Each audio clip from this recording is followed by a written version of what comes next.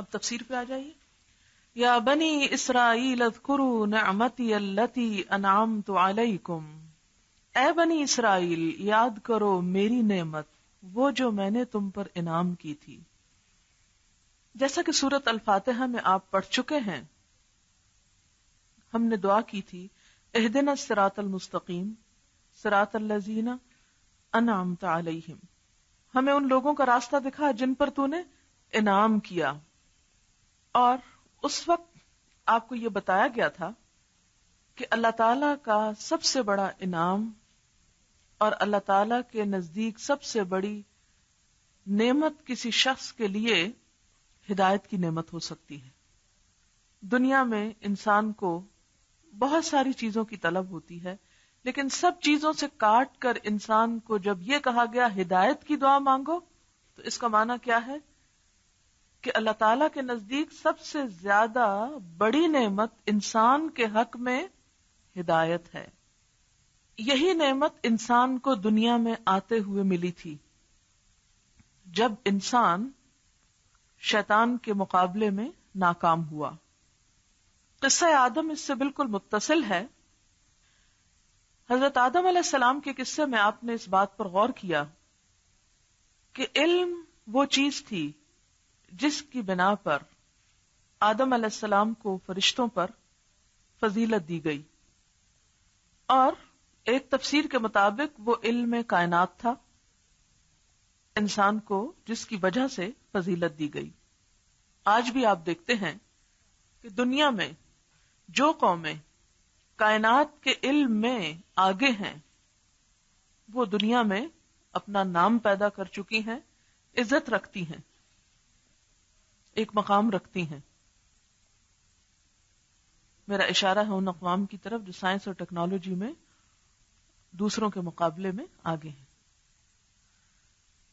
لیکن آپ نے دیکھا کہ انسان جب اس علم کے ساتھ جنت میں پہنچ بھی گیا تو اس کا یہ علم اسے نقصان سے نہ بچا سکا، اپنے دشمن کی چالوں سے محفوظ نہ رکھ سکا، اور انسان ناکام ہو کر جنت سے زمین پر بھیج دیا گیا. اب آپ دیکھیں کہ جب انسان زمین پر بھیجا جا رہا تھا تو اسے کیا کہا گیا، کیا تلقین کی گئی؟ فمن تبع ہدایا فلا خوف علیہم ولا هم یحزنون. اسے بتایا گیا کہ کامیابی کے لیے نہایت ضروری ہے کہ تمہارے پاس علم ہدایت بھی ہو. یہی وجہ ہے کہ آج وہ اقوام جن کے پاس علم کائنات ہے وہ انسان کے حقیقی مسائل کو حل کرنے میں ناکام ہیں. انسان کے حقیقی مسائل صرف اس کا کھانا پینا، رہائش اور خوراک نہیں ہیں، صرف اس کی مادی ضروریات نہیں ہیں، بلکہ جسم سے زیادہ اس کی روح کی ضروریات. جب تک وہ نہ ہو انسان کی تکمیل نہیں ہوتی. کسی بھی انسان کو کامیاب انسان نہیں کہا جا سکتا. مثلاً ایک شخص ملینئر ہے، اس کے پاس کئی ایک گھر ہیں، اس کا بہت بڑا بزنس ہے، لیکن وہ سو نہیں سکتا، اس کی زندگی میں کوئی خوشی نہیں، وہ حقیقی نعمت سے محروم ہے. آج مغرب اگر اپنی مادی خوشحالی میں بہت آگے ہے تو ہم یہ نہیں کہہ سکتے کہ وہ بہت کامیاب ہے یا خوش قسمت ہے، کیونکہ انسان کی خوش قسمتی کا انحصار صرف مادی چیزوں کی کثرت پر نہیں ہوا کرتا.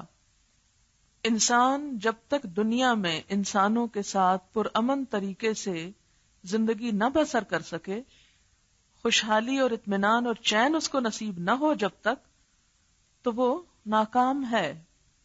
اسی لیے اللہ تعالی نے یہ واضح کر دیا، یعنی جنت میں بھیج کر عملی طور پر بتا دیا کہ دیکھو دنیا اگر تمہارے لیے جنت بھی میں بنا دوں تو جب تک یہ شیطان تمہارا دشمن تمہارے ساتھ ہے، اور اگر شیطان نہ بھی ہوتا، اگر ہم کہتے ہیں نا شیطان کو کیوں بھیجا اللہ تعالیٰ نے، ہم مشکل میں پڑ گئے، تو آپ دیکھیں کہ اگر شیطان کو ہم دنیا سے نکال دیں اس کو ایک طرف، اور رہ جائے باقی انسان، اور انسان کے یہ جو نفس امارہ اس کے ساتھ ہے، یہ اس شیطان سے بھی بڑا دشمن ہے انسان کا، جو خود انسان کے اپنے اندر رہتا ہے۔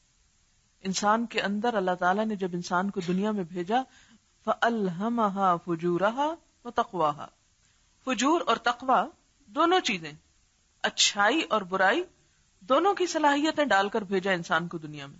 ایسا ہی ہے نا، جہاں انسان کے اندر خیر ہے وہاں انسان کے اندر شر بھی ہے۔ تو انسان جہاں شیطان سے ناکام ہوا تو وہ دراصل بتانا انسان کو یہ مقصود تھا کہ دیکھو، دنیا میں رہنے کے لیے، دنیا میں امن و اطمینان کے لیے ضروری ہے کہ تم اللہ تعالی کی طرف سے آئی ہوئی ہدایت پر عمل کرو۔ اور آج ہم سب کے لیے خوشی، خوشحالی، اطمینان کی روح پوشیدہ ہے اللہ کی بات ماننے میں۔ یہی وہ نعمت تھی جو اللہ تعالی نے وقتاً فوقتاً بھیجی۔ فَإِمَّا يَأْتِيَنَّكُم مِّنِّي هُدًى، اگر آئے تمہارے پاس میری طرف سے کوئی ہدایت۔ اس ہدایت کے لیے 1,24,000 پیغمبر دنیا میں بھیجے گئے، اور ان میں سے کچھ پیغمبر بنی اسرائیل کی طرف بھیجے گئے۔ اس لیے اب ایک خاص قوم کو خطاب کیا جا رہا ہے جن کو اس نعمت سے نوازا گیا تھا۔ اسی لیے ان سے کہا جا رہا ہے، یا بنی اسرائیل اذکروا نعمتی اللتی، اے بنی اسرائیل یاد کرو میری نعمت کو، ذکر کرو میری نعمت کا، دل سے بھی زبان سے بھی۔ ایک اور جگہ پر آتا ہے، یا قوم اذکروا نعمت اللہ علیکم اذ جعل فیکم انبیاء وجعلکم ملوکا وآتاکم ما لم یؤت احدا من العالمین۔ اے قوم، اللہ کی نعمت کو یاد کرو۔ وہاں اس نعمت کی تفصیل ہے۔ کیا نعمت؟ اذ جعل فیکم انبیاء، جب اس نے تم میں انبیاء بھیجے۔ یہ کس نعمت کی بات ہو رہی ہے بنی اسرائیل کو؟ جب ان میں انبیاء بھیجے، ہدایت کا سامان کیا، وجعلکم ملوکا، اور دنیا کی بادشاہت بھی دی تم کو، اور دیا تم کو وہ جو دنیا میں کسی کو نہ دیا۔ اور اسی طرح وقتاً فوقتاً ان کو بے شمار نعمتیں دی گئیں۔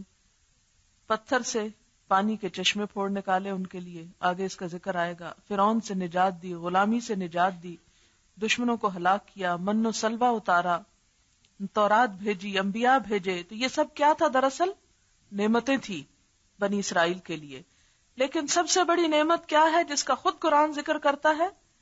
ہدایت بھیجی تمہاری طرف، انبیاء بھیجے تمہاری طرف۔ اور پھر آپ دیکھیں کہ یہ جو کہا گیا نا، یا بنی اسرائیل، بڑا پیارا انداز ہے، بڑے محبت کا اظہار ہے اس میں، کہ دیکھو تم ایک پیغمبر کی اولاد ہو، اور تمہیں اللہ نے طرح طرح کی نعمتوں سے نوازا، تمہارے پاس اللہ کی کتاب آئی، تمہیں یہ رویہ زیب نہیں دیتا۔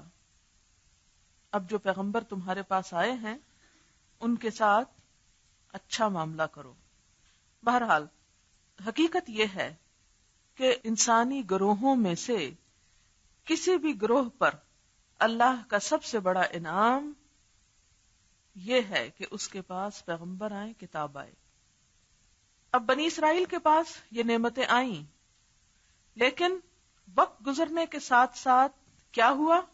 ان کا دین ایک تقلیدی، ایک رسمی دین بن کے رہ گیا۔ بس چند رسمیں تھی جو وہ ادا کر لیتے تھے، بالکل وہی حال جو آج ہم مسلمانوں کا ہو چکا ہے کہ دین ایک رسم بن کے رہ گیا۔ جیسے اقبال بھی شکوہ کرتے ہیں نا، رہ گئی رسم آزاں روح بلالی نہ رہی، کہ آزانیں تو ہماری خوب ہوتی ہیں لیکن حضرت بلال جس روح کے ساتھ آزان دیتے تھے وہ روح نہیں رہی باقی۔ فلسفہ رہ گیا تلقین غزالی نہ رہی، کہ فلسفے بھی بہت بگارتے ہیں لیکن امام غزالی نے جس طرح لوگوں کی اصلاح کا کام کیا تھا وہ روح باقی نہیں رہی۔ ہر جگہ ایسا ہی آپ کو نظر نہیں آتا آج مسلمانوں میں؟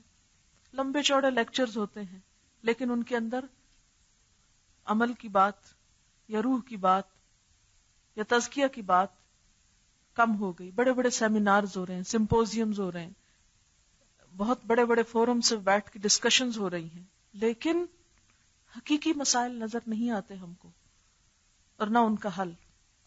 اب حل ہمارے پاس ہے، اللہ کی کتاب موجود ہے، اگر ہم اس کو اس نیت اس روح اس جذبے سے پڑھیں تو حل ہو سکتے ہیں. لیکن بنی اسرائیل کے ساتھ خسارہ یہ ہوا کہ انہوں نے اپنی کتاب میں بھی تبدیلی کر ڈالی تھی، اس لیے اللہ تعالیٰ انہیں مخاطب کر رہے ہیں. دوسری وجہ، یہود کو عربوں کے اندر ایک پڑھی لکھی صاحب دین قوم ہونے کی حیثیت حاصل تھی. کیا حیثیت حاصل تھی؟ پڑھے لکھے لوگ تھے، اہل کتاب ان کو کہا جاتا تھا. ان کے مقابلے میں دوسرے عرب کیا کہلاتے تھے؟ امیین، ان پڑھ. تو وہ جو ان پڑھ تھے ان کے مقابلے میں یہ پڑھے لکھے لوگ تھے، صاحب کتاب تھے. لوگ ان سے آ کر پوچھتے تھے کہ بتاؤ تمہارا کیا خیال ہے نبی صلی اللہ علیہ وسلم کے بارے میں، اور وہ اگر جواب غلط دیتے تو سب کا بیڑا غرق ہوتا. اس لیے پہلے ان کو مدینہ میں اب خطاب کیا جا رہا ہے، اے بنی اسرائیل یاد کرو میری نعمت کو، وہ نعمت جو میں نے تم پر انعام کی تھی، یعنی تمہیں ہدایت دی اور تمہیں دنیا کی بھی بے شمار نعمتیں دی.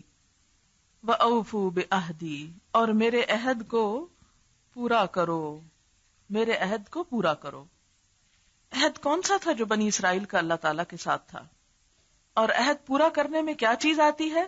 کہ مسلسل نگہداشت اور خبرگیری کرنا، اقرار کرنا، اس کی حفاظت کرنا. یہ عہد اللہ تعالیٰ نے بنی اسرائیل سے لیا تھا جب ان سے کہا تھا کہ جب اور نبی آئیں تو ان کی تم تصدیق کرنا، ان کی تم مدد کرنا. قرآن پاک میں آتا ہے کہ لَإِنْ أَقَمْتُمُ الصَّلَاةَ وَآتَيْتُمُ الزَّكَاةَ وَآمَنْتُمْ بِرُسُلِي وَأَزَّرْتُمُوهُمْ وَأَقْرَضْتُمُ اللَّهَ قَرْضًا حَسَنًا لَأُكَفِّرَنَّ عَنْكُمْ سَيِّئَاتِكُمْ وَلَأُدْخِلَنَّكُمْ جَنَّاتٍ تَجْرِي مِنْ تَحْتِهَا الْأَنْهَارُ وَمَنْ كَفَرَ بَعْدَ ذَلِكَ مِنْكُمْ فَقَدْ ضَلَّ سَوَاءَ السَّبِيلِ. سورۃ المائدہ کی آیت نمبر 12 ہے. اللہ تعالیٰ نے ان سے ایک طرح سے کیا وعدہ لیا تھا؟ نماز قائم کرنے کا، زکوٰۃ دینے کا، رسولوں پر ایمان لانے کا، ان کی مدد کرنے کا. تو بنی اسرائیل کو حضور صلی اللہ علیہ وسلم کی آمد سے پہلے خبر دی جا چکی تھی کہ ایک نبی آئیں گے، ان کی نشانیاں بھی بتائی گئی تھی. اور وہ کافروں کو، امی اہل عرب کو یہ کہا کرتے تھے کہ دیکھنا ایک آخری نبی آئے گا جس کے ساتھ مل کر ہم تمہارا مقابلہ کریں گے اور تمہیں شکست دیں گے، اور بہت کچھ کہا. لیکن ہوا یہ کہ وہ نبی ان میں آنے کی بجائے یہ ایکسپیکٹ کر رہے تھے وہ بھی بنی اسرائیل میں سے ہو. وہ ان میں سے گیا، یعنی عربوں میں سے آ گئے نبی صلی اللہ علیہ وسلم. اور بنی اسرائیل نبی صلی اللہ علیہ وسلم کا انکار کیوں کر رہے تھے؟ کیوں کر رہے تھے بنی اسرائیل نبی صلی اللہ علیہ وسلم کا؟ وجہ کیا تھی؟ حسد اور اناد، کہ ہم میں سے کیوں نہیں آئے، عربوں میں سے کیوں آئے؟ اگر ہم میں سے آتے تو ہم مان لیتے، اگر ہمارے خاندان کے ہوتے تو مان لیتے. اسی بات کو یہاں ذکر کیا جا رہا ہے. اوفو بعہدی، تم نے تو مجھ سے وعدہ کیا تھا کہ میرے رسولوں پر ایمان لاؤ گے، ان کی مدد کرو گے. اب جب کہ نبی صلی اللہ علیہ وسلم آ چکے ہیں تو تم اپنے وعدے سے کیوں پھر گئے ہو؟ یعنی تم نے کفر کیوں کر لیا؟ اگر تم میرے وعدے کو پورا کرو گے تو اوفی بعہدکم، میں تمہارے وعدے کو پورا کروں گا. ان سے اللہ تعالیٰ نے کیا وعدہ کیا تھا؟ اگر تم نے یہ سارے کام کیے جن کا پہلے ذکر کیا تو لَأُكَفِّرَنَّ عَنْكُمْ سَيِّئَاتِكُمْ وَلَأُدْخِلَنَّكُمْ جَنَّاتٍ تَجْرِي مِنْ تَحْتِهَا الْأَنْهَارُ. یہ سورۃ المائدہ کی جو آیت نمبر 12 میں آتی ہے کہ میں بھی تمہیں پھر نعمتوں سے مالا مال کروں گا، جنتیں تمہارے مقدر میں ہوں گی. وَإِيَّايَ فَارْهَبُونِ، اور مجھ سے ہی. فرحبو، پس ڈرو. نون کی جو زیر ہے اس کا بھی اصل معنی یہ میرے سے ہی ہے، اصل میں تھا فرحبونی. تو یہ ایک آخری یہ جو ہے وہ سٹاپ کی وجہ سے یہاں سے اڑ گئی، تو اس لیے صرف زیر رہ گیا. تو ڈرو مجھ سے. اچھا یہاں تھوڑا سا میں یہ بتاتی چلوں کہ یہود جو تھے یہ مدینہ میں تھے. کون کون سے قبیلے تھے پہلے بھی بتا چکی ہوں، بنو نذیر، بنو قریظہ، بنو قینقاع. اور خیبر میں یہود جو تھے ان کی اپنی حکومت تھی. مدینہ میں حکومت نہیں تھی، خیبر میں ان کی حکومت تھی. تو خیبر کے علاقہ ان کا تھا، اور اس کے علاوہ مدینہ میں بھی یہ قبائل رہا کرتے تھے. اب ان کا فرض یہ تھا کہ جب نبی صلی اللہ علیہ وسلم مکہ سے ہجرت کر کے ان کے پاس پہنچے، انہیں اسلام کی تبلیغ کی، تو انہیں چاہیے تھا کہ یہ آپ کے ساتھ مل جاتے، کیونکہ نبی صلی اللہ علیہ وسلم کی آمد سے پہلے وہ دنیا کی مسلمان قوم تھے.